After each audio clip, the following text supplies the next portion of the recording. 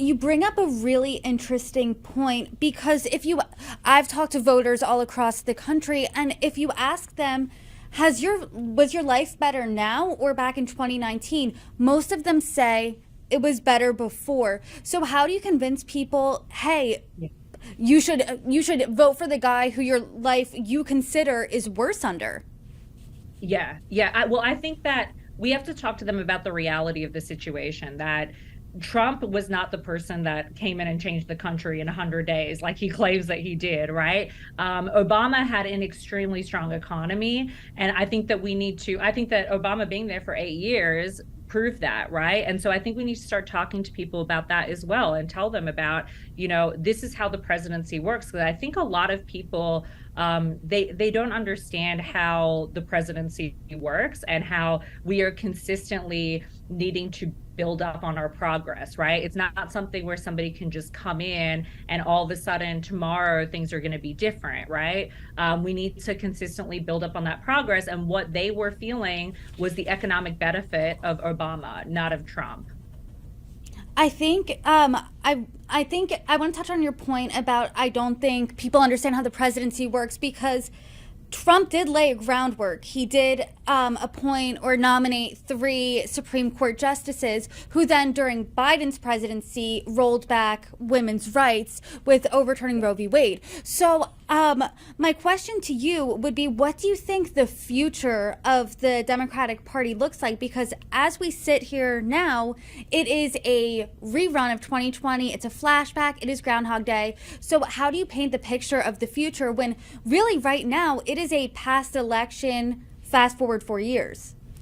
It is. No, you're 100% right. I mean, and we've been in this pattern for a long time. I mean, really, like Obama was the first person that had come in quite some time that was different, right? And we saw what happened with Bernie Sanders. I mean, there is definitely a resistance in the Democratic Party to to have fresh blood, I would say, or to have not even fresh blood, but people that are really standing truly strong against big corporations, which actually is something else that we need to talk about to voters, is the fact that all of these issues that they're seeing right now in terms of the economy, a big part of that has to do with the fact that Trump has given the biggest corporate tax breaks that we've ever seen in the history of this country, to the top tenth of 1%, right? And who's suffering for that? Well, the working and the middle class are suffering. And so, I think that this is definitely an issue within the Democratic Party that we need to talk about. And I think it starts with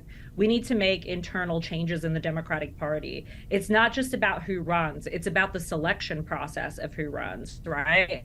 And this is something at Soul that we're trying to change by getting younger women involved in the political process, or just women in general involved in the political process, more working people involved, more union people involved, because the reality is that when we have out of touch people that are running the Democratic Party, that's when we have situations like this, where we have people like Biden, who has been elected for the last 50 years and is not willing to change anything.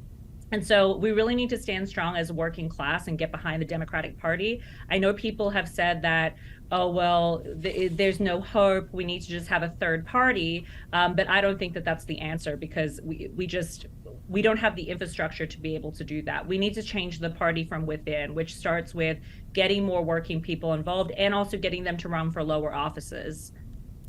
How do you change the party from within? Because what I'm hearing from you is the party right now, as you're describing it, is out of touch. So how do you find people with their finger on the pulse?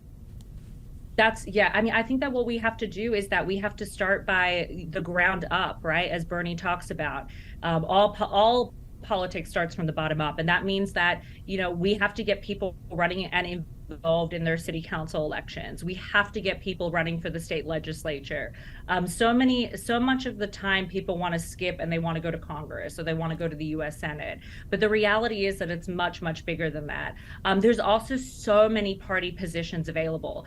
We work in states, I'm not even kidding, where, I mean, these party positions are literally available for grabs. Like, nobody even wants to work at the party in some of these more rural states. I mean, we've talked with folks in rural Ohio, rural Virginia, rural Arkansas. And they literally are like, they don't even have a party chapter anymore because nobody's willing to do the work. And so there's a massive opportunity available for people to get involved in the party, and climb the ranks so that they can end up getting into positions where they're making these massive changes at like the US Senate level and the president at the presidency level. But it definitely starts locally. And I think we have a apathy that we have to overcome to make people understand that that possibility is available for them and they can climb up much, much quicker than what they think.